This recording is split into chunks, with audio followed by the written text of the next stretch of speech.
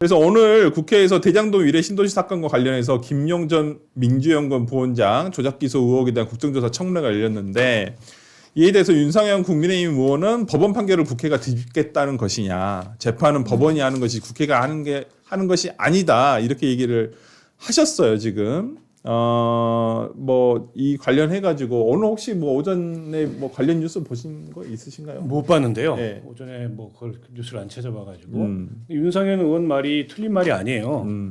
국회가 국정조사를 한들 청문회를 한들 법원 판결을 뒤집을 수 없습니다. 네. 그러니까 법원 판결을 뒤집는 거는 또 다른 법원 판결을 통해서만 뒤집을 그렇죠. 수가 있어요. 다만 법원 판결이 있기 때문에 그에 대해서 이제 국정조사든 아니면 다른 형태의 의문을 제기하는 게 과연 불가능한 거냐? 그건 저는 아니라고 생각해요. 네.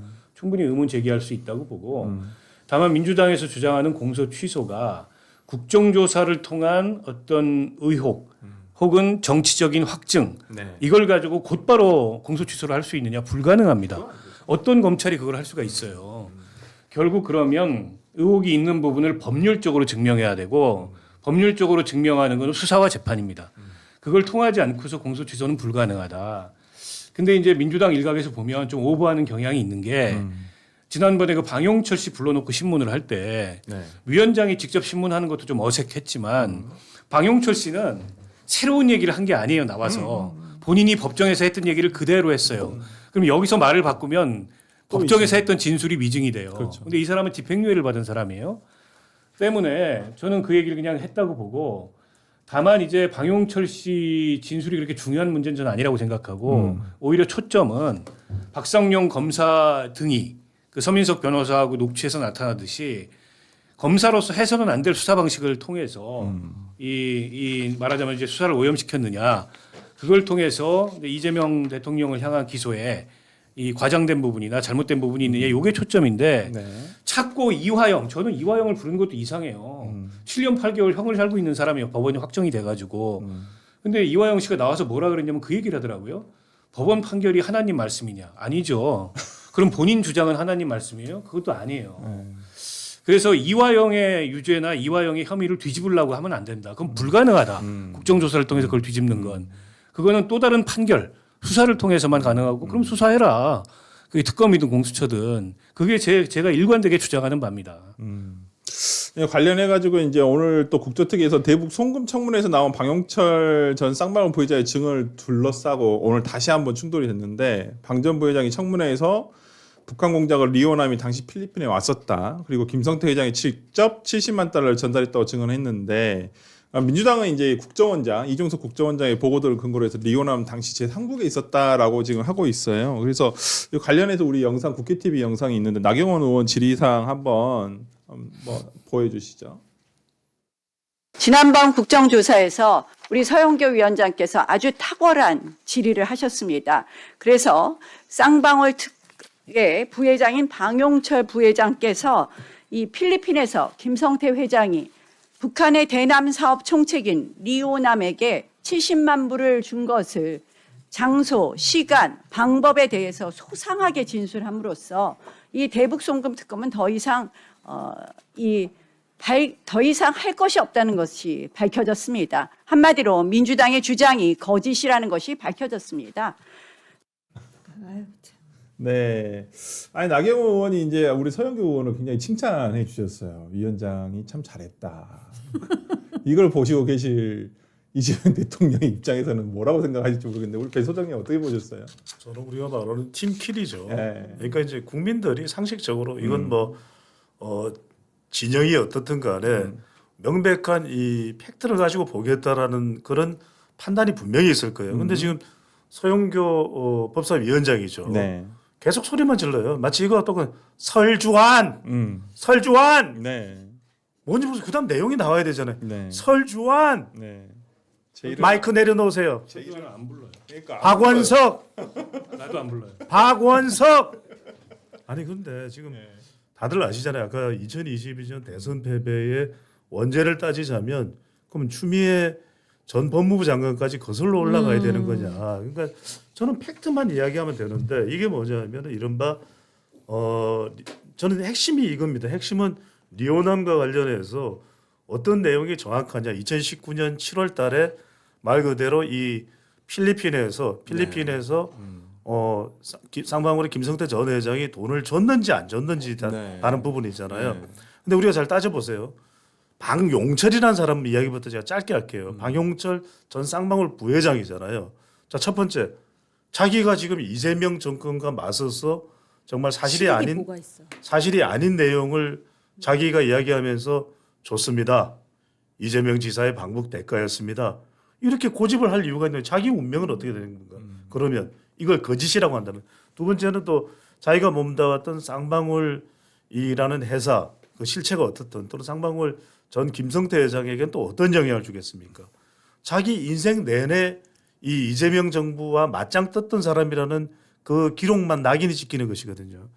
두 번째는 저는 핵심은 뭐냐면 이제 뭐 국정원 관련해서는 더 우리 정호희 전 의원님께서 전문가이십니다만은 문건이 핵심이에요. 문건이 저는 이게 말이 아니라 결국 서류는 거짓말을 하지 않는다 그러잖아요. 네. 그러니까 이른바 지금 서민석 이 청주시장 예비 후보에 대한 경선 결과 나왔나요? 네, 떨어졌습니다. 아니 근데 이 녹취록의 내용에도 그게 나온다라는 거잖아요. 그러니까 국정원 문건을 보니 이 상황이 어떻게 되는지를 본인도 이해하고 공감하겠다 그 이야기를 했다라는 거 아니겠습니까? 그리고 문건입니다. 누구의 발언이 아니라 이 돈이 60여 명의 쌍방울 직원을 통해서 중국의 이 심양으로 모아지고 그때 방용철 전 부회장이 이 그 돈을 모아서 말 그대로 이 북한의 송명철이죠, 그죠? 네. 조선 아태 그 네. 실장인가 그렇잖아요.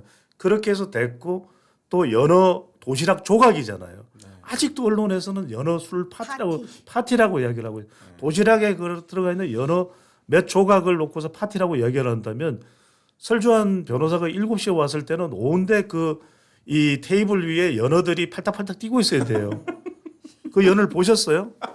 흘러가는 거스른 강물을 그러니까요. 거슬러 올라가는 본 적이 없네요. 올라가는 것처럼 브래드 핏이 나오던가요? 로버트 레드포드하고. 아니 그러니까 이게 아니 말이 되는 왜 말을 안 이야기잖아요. 줬어? 아직도 언론에서 그걸 이야기하고 있고 또 하나 중요한 것은 네. 핵심은 이겁니다. 자, 길게 이야기하면 또 항의가 들어오더라고요. 네. 그런데 이제 우리 전 의원님 전문가이시니까 네. 핵심은 이거죠. 네. 첫 번째로는 쌍방울이라는 이 기업에서 자금이 조성됐느냐. 1번.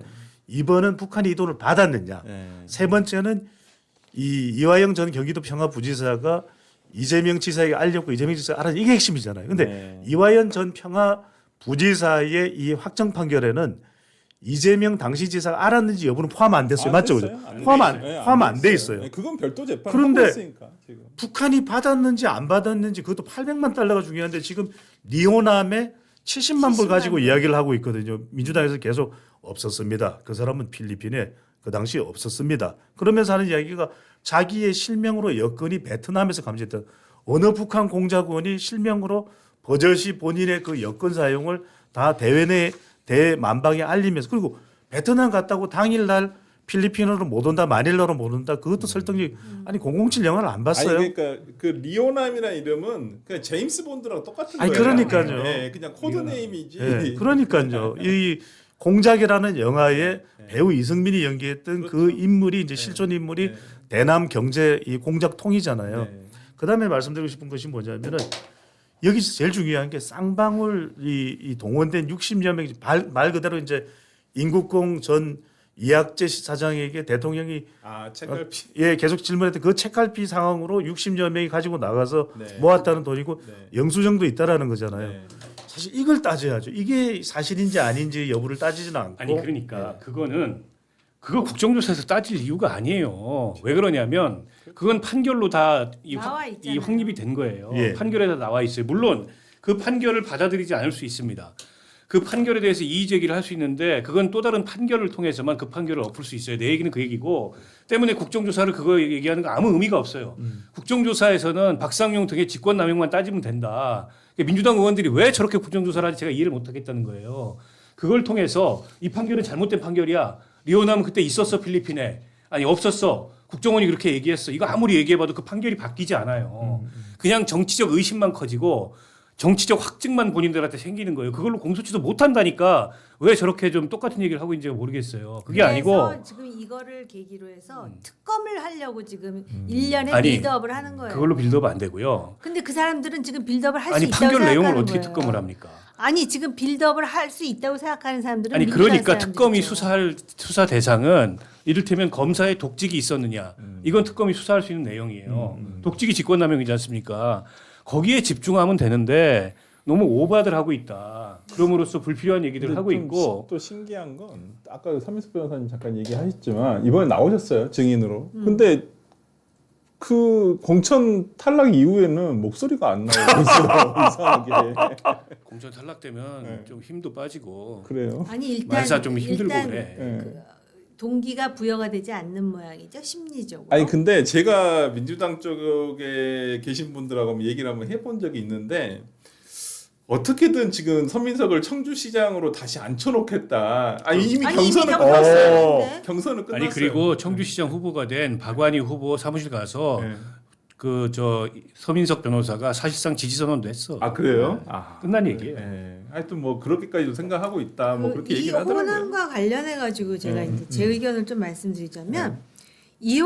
이호남이 다른 사람의 아이디로 거기서 70만 불을 받았을 가능성도 있지만 꼭 이호남이 받을 이유가 없죠. 그러니까는 지금 국정원은 그것도 지금 문건을 제시하면서 이호남이 그 자리에 없었다고 얘기하는 건 아니잖아요. 예, 구두로 예. 얘기하는 거잖아요. 근데 리호남은 당시 제3국에 있었다.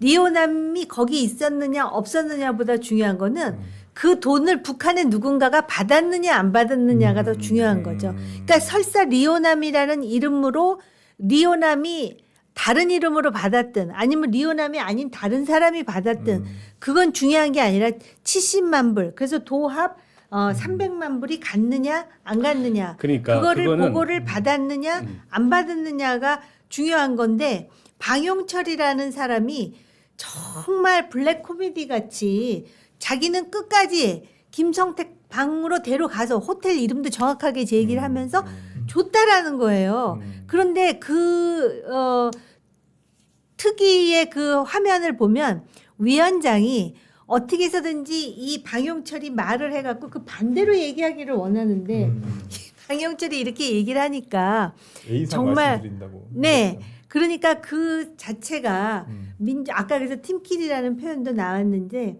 아마 그거를 장면을 대통령이 봤다면 대통령이 정말 그 국조특위위원장한테 뭐라도 하나 던지고 뭐 싶지 대통령이 않을까 어떻게- 싶을 정도의 그런 장면이 연출된 거예요. 어떻게 느낄지 모르겠는데 핵심은 그 이화영에 대한 대법원 판결에서도 이재명 대통령이 이걸 알았거나 지시했거나 보고받았던 내용은 없어요. 네, 없어요. 그거는 그냥 합리적 의심의 영역일 뿐이에요. 그렇죠. 아니 그건 별도의 재판이 진행 네. 중이니까. 네, 그걸 가지고 그렇게 확증할 이유도 없고 여기서 그 70만 불이 어쩌니 뭐 그 800만 불의 성격이 스마트팜 이게 아니고 뭐 주가 조작을 위한 뭐니 이걸 국정조사에서 아무리 얘기해 봐야 이 판결이 바뀌지 않는다는 거예요. 그렇죠.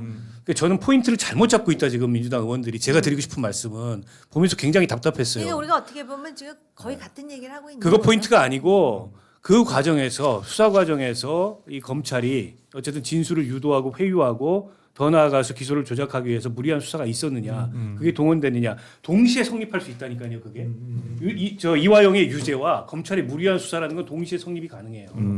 이걸 그렇죠. 밝히는 게 핵심인데 왜 자꾸 딴 얘기를 하냐는 거예요. 그러니까 제 얘기는. 사실은 그 수사 절차에서 검찰이 예를 든다면은 회유를 했느냐. 네. 근데 회유를 해가지고 진실을 밝혔느냐. 근데 민주당은 그렇게 얘기하기보다는 회유를 해서 진실이 아닌 것으로 오도됐다고 말하고 싶은 거예요. 그렇죠. 그런데 실제로는 어쨌든 그 전화 녹취 상으로 보면은 적절치 않은 부분을 일단 이제 강조하면서 녹취를 공개하지 않았습니까? 네. 근데 민주당이 욕심을 너무 많이 낸 거예요. 그러니까 밥 도시락에 연어가 몇 개 들어간 거를 연어 술 파티 이렇게 하면서 하다 보면은 이거를 보는 국민이나 또는 그 관심을 가진 사람들의 입장에서는 민주당에 대한 신뢰도를 접게 되죠.